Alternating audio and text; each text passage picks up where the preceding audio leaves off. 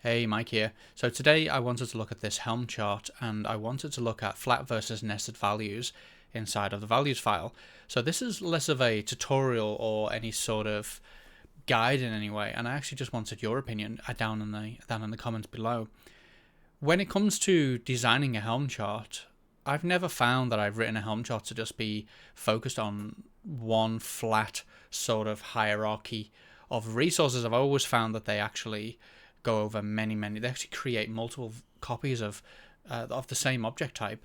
So if you've got multiple secrets, I tend to find that charts that I create tend to create or use multiple secrets or multiple volumes or multiple deployments or services or ingresses and all kinds of different things. And so I wanted to go over what this looks like. So I'm just going to bring up the Helm documentation here. So this is the best practices with regards to values. So specifically the values.yaml file. YAML file, I should say, the YAML file. And so it goes on to say that a YAML is a flexible format and values may be nested deeply or flattened. And so it shows you a couple of examples of what this looks like. Nested, so we've got server as top level key, and then in lower level keys we've got name and port. And then flat would be server name in camel case, so it's server name, and then server port. And it's saying in most cases flat should be favored over nested. The reason for this is that it is simpler for template developers and users. For optimal safety, a nested value must be checked at every level. That is very true. For every level of nesting, an existing check must be done, but for flat configuration, such checks can be skipped, making the template easier to read and use. I totally get that. I do actually agree with that notion. So it's just finish it. Actually, it says where there are a large number of related variables and at least one of them is non-optional, nested values may be used to improve readability. So that's sort of a bit of a complex statement. When there are a large number of relative variables and at least one of them is non-optional, nested values may be used to improve readability. I can't quite get my head around that. What I've gone and done is I've gone and created a default template here. So I've used the Helm chart to create a default template, and I'll show you what I mean in terms of I think it's almost impossible to avoid flat values, and I also think the flat values don't help at all when you have a simple situation like this. So I've created two templates. I've created a secret and I've created a pod, and I've just grabbed these from these Kubernetes documentation. And as you can see, it's just a simple pod called my pod with a volume that mounts the secret in there. And then they've created specifically a container that specifically just looks at that secret. So it goes in and goes, yeah, it's been mounted to here.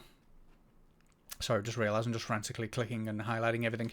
It's been mounted here. And we're just going to check to see if that is indeed the case. So this is very simple. But my question is, first of all of this in here is because this is the example stuff. We just get rid of that. So I would say straight away is how would you have multiple pods? So let's just pretend that we're not using deployments. How would you have multiple pods? So let's say you need to deploy 3 pods, right? How would you do it? Would you create 3 separate pods like this? Is that what you do? So you go my pod 1, my pod 2, my pod 3, and then when we look at the Helm chart, then we actually look at the template, we get our various pods here in our template. Would you do it that way? Would you make it static in that way, or would you make it so that you could have any number of pods? I feel that it's not really that difficult to enable any number of pods, right? We just throw in a range statement, and we'd say range.values.pods, and then we go down to the bottom, and we just end that range, and then in here we know that we've now got a dot effectively. Oh, sorry. What I would actually do is I'd do key value equals range over. So this would be the key, and I'll show you why this in a second, and then the value itself. And then in here, I think you would then do, value.name, and I think that would give you your name.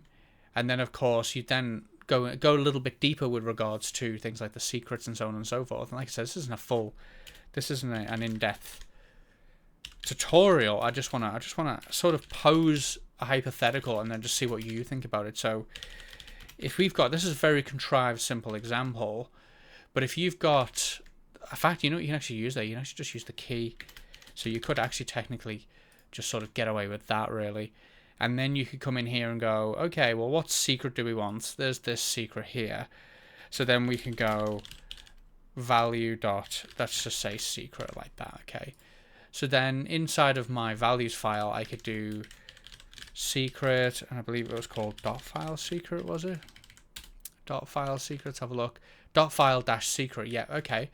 So now let's just pretend that we need these pods, and we also need some secrets as well, right? So we've got dot file, let's just call it secret one, and then let's go into the secret, and then we have the data itself like that, right? So let's just say we come in here and we say that's what the secret looks like, and then let's just create two of them, and we'll do 1 and 2, and then we'll say that this bad boy here actually requires secret 1, but these two actually go on to both use secret 2. So now we've got to create multiple secrets. So again, what do? Do you come into here and go, well, I can define them in here, but I can also just, I can do that like that, and I can just create them sort of statically, or I can do the same as what I was doing earlier, where I can range over them. And I'm not necessarily saying that this exact range is right, but I think it's safe to say that if we look at dot values dot secret, and then we end, the little dash there, by the way, just means that it doesn't create a new line. That's what that means. So we did go with secret, and then we've got key, and then we've got value. So this will be the key, and then this will be the value. So if we come in here and we do name, we can do that, and then we can do data. Oh, that's got a thing on the top of my head now. You've got to do with, whoops daisy, with value dot data, and then you've got to go to YAML dot, and then we'll need to do n indent 2, I believe. We'll see what that looks like in just a second. Pod. Let's see if that actually computes. See if we get any errors. No, we don't. Okay, cool. So we've got our pod. Let's just double check these secrets are. So there's a space here. That's fine. And then there's one here as well. That's fine. That'll be valid YAML. I'm not really too fussed about that being the just obviously maybe just do that, and then that will get rid of that little line there. Brilliant. So now we can see that we can define the actual chart, it's the actual template itself once, and then we can define these top level keys at the top. What's better? So if we look back at the template, we've come in here, we've got a pod, and then we've got the secret, and we know it pulls in secret 2, and then it just mounts it. And then it got the name here, read only the path. There's the secret name, because obviously it's just being mounted, so that's the volume name, and its value is coming from a secret called secret 2, and the rest of it's perfectly fine. We've got my pod 1. Do we have any others? Oh, actually, we've only got my pod 1. Did I not create? Oh yeah, because I didn't repeated the key, so that's technically completely invalid YAML. I'm actually surprised that computed, but maybe it's just merging the maps so the keys got overridden. But there's my pod 3 pulling in from secret 2. My pod 2 pulling in from secret 2, and my pod 1 pulling in from secret 1. What's better? What's better here? How would you handle this using the actual notion that they came up with here, which was you should keep it flat? You should keep it flat. Should you? Should you keep it flat? What's better? And so that's why I wanted to just do this video, because this is something that I'm finding that as I go through client work, and I do more and more complex Helm charts, especially Helm charts that create a lot of different resources for large applications, it raises the question of what is better. Is it better to keep it flat, or is it better to go nested? You tell me. What do you think? Do you do this in your day job? Do you do this? Do you write Helm charts often? I'd love to hear your thoughts on that. If you want to let me know down in the comments below, that would be really, really great. Or if you want to head over to the DevOps Lounge as well, so discord.gg/DevOps Lounge. I'll leave a link in the description below. That is my Discord server that focuses primarily on DevOps itself, hence the name, obviously. It's a little bit of a relaxed environment. Pop in there and let me know.